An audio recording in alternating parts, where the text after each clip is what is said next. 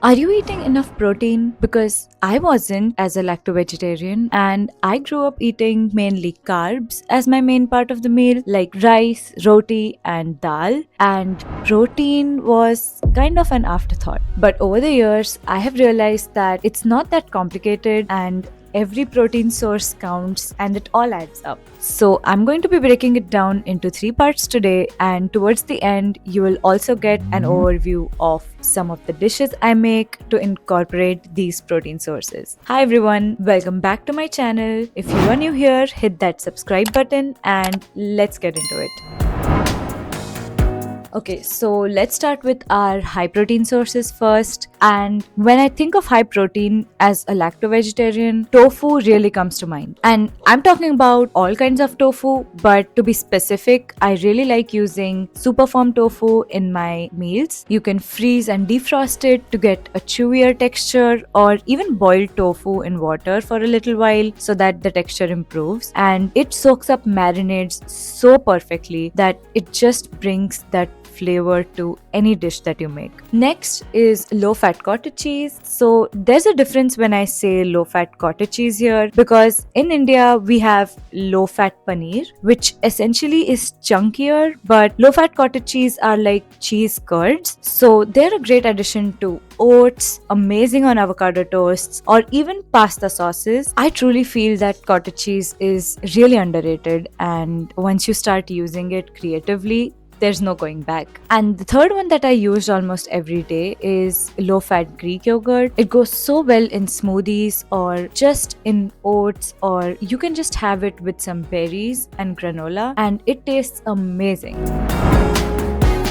Now, next up, we have protein boosters. So, these are essentially not the primary source of protein, but they really help boost the protein in your meals. And if you're guessing beans, you are absolutely right, because beans are amazing not only in fiber, but they also add up protein really fast in your meals. I'm making patties, spreads, dips, burritos, or even salads, and I use beans all the time. Now, we discussed about low fat Greek yogurt, but even low fat plain yogurt acts as an amazing booster of protein, because you can just add 1 or 2 tablespoons in your meal and that can really add up fast. Then we have some high protein bread. I get mine from Trader Joe's, and it's similar to a brand called Ezekiel, which also makes amazing protein bread. Another brand that I really like is Dave's Killer Bread. It also has a good amount of protein and grains throughout. That's also a perfect substitute if you want to boost your protein in your meal. And the last one on this list is peanut butter powder. I like PB Fit or P2B. It's just roasted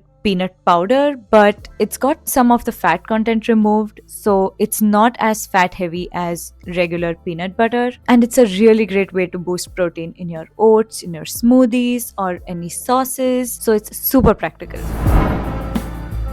Now, finally, we'll talk about some everyday add ons, and this one is honestly a mindset shift. These are things that you're probably eating or consuming every single day without realizing that they add up. So, you made your chai with low fat milk, that's adding protein. A small handful of seeds or nuts sprinkled on your oats, that's also adding protein. And even your regular dal for dinner, that also adds up protein. Obviously, none of these are going to be your main source of protein, but here's the thing, it quietly adds up. My honest suggestion, just once write everything you eat in a day and just look up the protein content in each thing, and you just have to fill the gaps. Now, for me, that looks like drinking a protein shake or a protein smoothie, or just stir frying some pieces of tofu and incorporating it in my meals, and that really helps me fill the gaps for my protein requirements. So, in practice, this is what it actually looks like. Breakfast might be some quick oats with some low fat milk, cottage cheese, and peanut butter powder sweetened with a little banana, alongside a cup of chai with